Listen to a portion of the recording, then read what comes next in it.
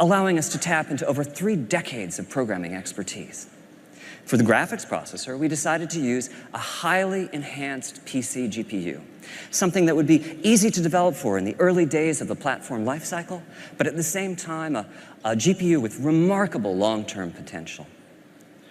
And for system memory, I'm proud to announce that we are equipping the system with 8 gigabytes of high-speed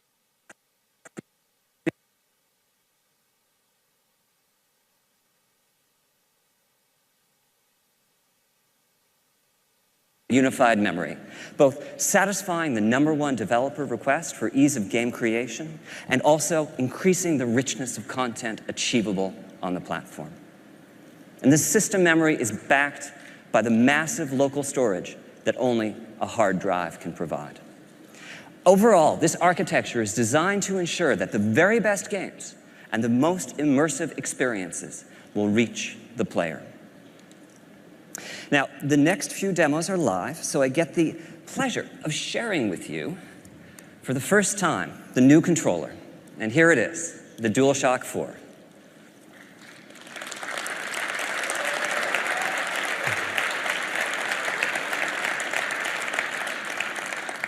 Thank you. So, during the development of the DualShock 4, we worked with key partners in the development community to enhance the feel of the joystick and the trigger buttons. The result is a much tighter sense of control over in-game actions.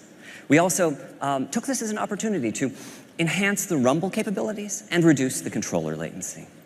And finally, we added a few new features. A touchpad as a new form of input, a share button and a headphone jack to enhance social interactions, and a light pad as a light bar as a simpler, more friendly way to identify players. And this new controller was designed in tandem with a second peripheral, a stereo camera that can sense the depth of the environment in front of it and track the 3D position of the controller via its light bar. Now, this first live demo shows the payoff from the augmented PC architecture. This is Unreal Engine 4 from Epic, running in real time on prototype hardware. There's some very sophisticated technology here, GPU-accelerated particle systems and realistic transmissive materials with substantial subsurface scattering. And this is all running in real time. I can look around as the animation plays using the touchpad input. Not only do we have the power to drive this level of application, but we also have in PlayStation 4 an extraordinarily easy conversion path from the PC world. Now, as to how we accomplish this, PlayStation 4 is centered around a powerful APU that combines 8 CPU cores with a state-of-the-art GPU with almost 2 teraflops of computational performance. Putting CPU and GPU on the same die gives them streamlined access to a common pool of memory. And with PlayStation 4, we're taking an unprecedented step. On the same die gives them streamlined access to a common pool of memory. And with PlayStation 4, we're taking an unprecedented step.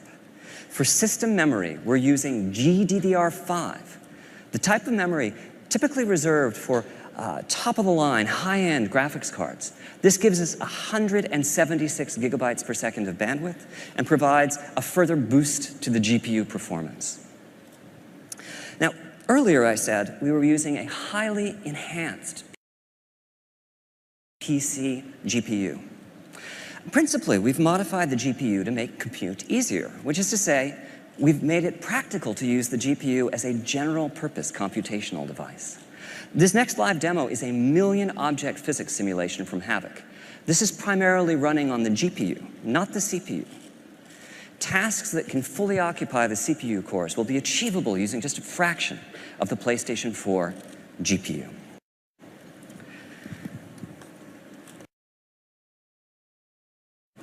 Overall, our goal has been to architect the